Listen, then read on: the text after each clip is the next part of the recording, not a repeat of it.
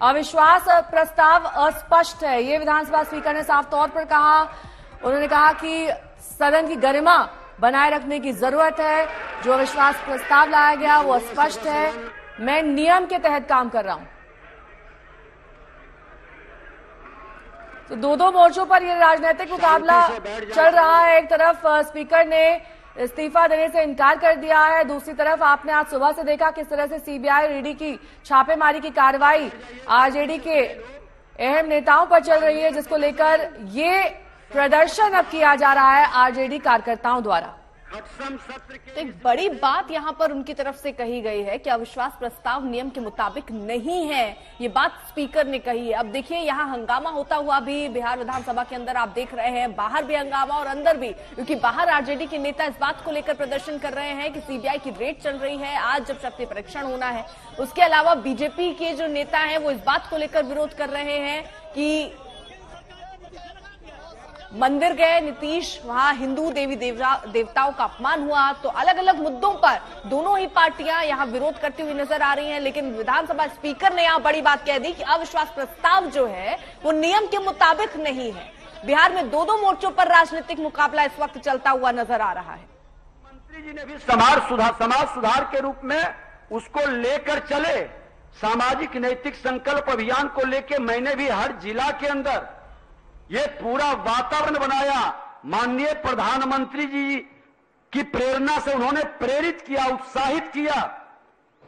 विधानसभा परिसर में शताब्दी स्मृति स्तंभ की आधारशिला रखना, बोधि वृक्ष के शिशु पौधे का रोपण, 17वीं विधानसभा के माननीय सदस्यों का लोकसभा के माननीय अध्यक्ष श्री ओम बिरला जी का मार्गदर्शन मिलना, देश के आजादी के बाद पहली बार देश के माननीय प्रधानमंत्री श्री नरेंद्र मोदी जी का विधानसभा परिसर में आना और लोकसभा का इसके सेंट्रल हॉल में लगे बिहार के प्रतीक चिन्ह को दर्शाते हुए ऐतिहासिक शताब्दी स्मृति स्तंभ का लोकार्पण करना, बिहार विधानसभा के 100 वर्षों के सफरनामा से संबंधित विधानसभा संग्रहालय का शिलान्यास, विधानसभा के अतिथियों के लिए अत्याधुनिक गेस्ट हाउस का शिलान्यास प्रधानमंत्री जी के कर कमलों से कराना, शताब्दी औषधीय उद्यान में उनके कर कमलों से कल्पतरु पौधों का रोपण कर एक सकारात्मक ऊर्जा संचार के लिए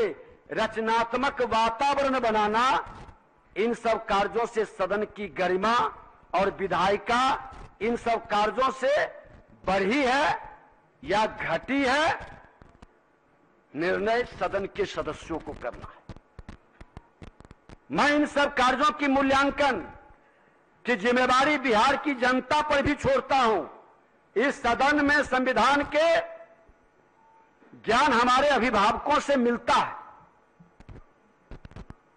इस ज्ञान संविधान के ज्ञाता व्यवहार की बिहार नहीं पूरे देश ने देखा और इतिहास इसका समालोचक है। इसका भी निर्णय लोकतंत्र में मालिक जनता है, अंतिम निर्णय उसी का होता है। माननीय मुख्यमंत्री जी आसन के प्रति जो आपका सम्मान था, आपके द्वारा जो सहयोग मिला, उसको कहने की जरूरत नहीं, क्योंकि आप ही का नहीं, नेता प्रतिपक्ष के नाते जो आज उप मुख्यमंत्री हैं, सभी सदस्यों का सदन और बिहार की जनता लाइव होता था, देखता था। उत्कृष्ट विधायक और उत्कृष्ट विधानसभा पर जब हमने बहस कराने का प्रस्ताव रखा, मेरे मन के अंदर यह इच्छा थी कि बिहार विधानसभा भवन के शताब्दी वर्ष हम मना रहे हैं, 100 वर्ष के गवाह नहीं भागीदार बन रहे हैं, तो हमारा विधानसभा उत्कृष्ट विधानसभा के रूप में और हमारे विधायक उत्कृष्ट बने। आप सबों ने उसमें भागीदारी किया।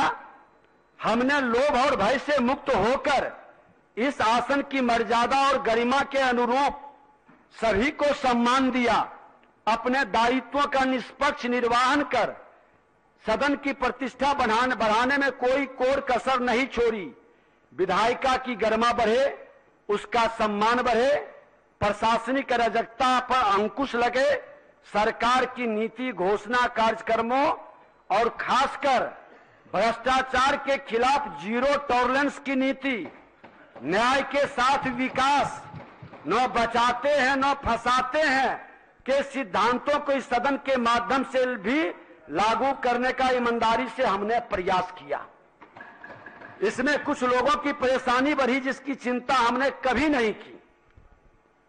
मैं सदन को यह अवगत कराना चाहता हूं कि आज मेरे ऊपर कोई भी मुकदमा या आपराधिक मामला नहीं है और कई ऐसे माननीय सदस्य बैठे हैं जो इसी तरह के स्वच्छ छवि के हैं, लेकिन उनकी छवि को बचाने की जिम्मेवारी हम सबों की है। हर अच्छे लोगों को संरक्षित और सुरक्षित रखने का ये सदन ही नहीं, तमाम अच्छे लोग हर दल के अंदर, हर समाज के अंदर होते हैं, क्योंकि बिहार की जो विरासत थी, जो हमारा सांस्कृतिक विरासत हो, बौद्धिक विरासत हो, उत्कृष्ट पर था। पूरा देश ही नहीं दुनिया इससे सबक लेता था। वह विरासत ठहर गई, वह विरासत रुक गई।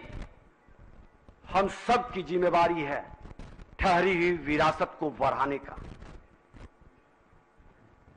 लेकिन दुर्भाग्य से जो आरोपित और कलंकित हैं, वह स्वच्छ छवि को भी कलंकित करने का प्रयास करते हैं। उनके नजरिए में स्वभावतः शामिल रहता है। आज डिजिटल युग है, बदलते समय में लोग उसके बारे में आसानी से जान लेते हैं।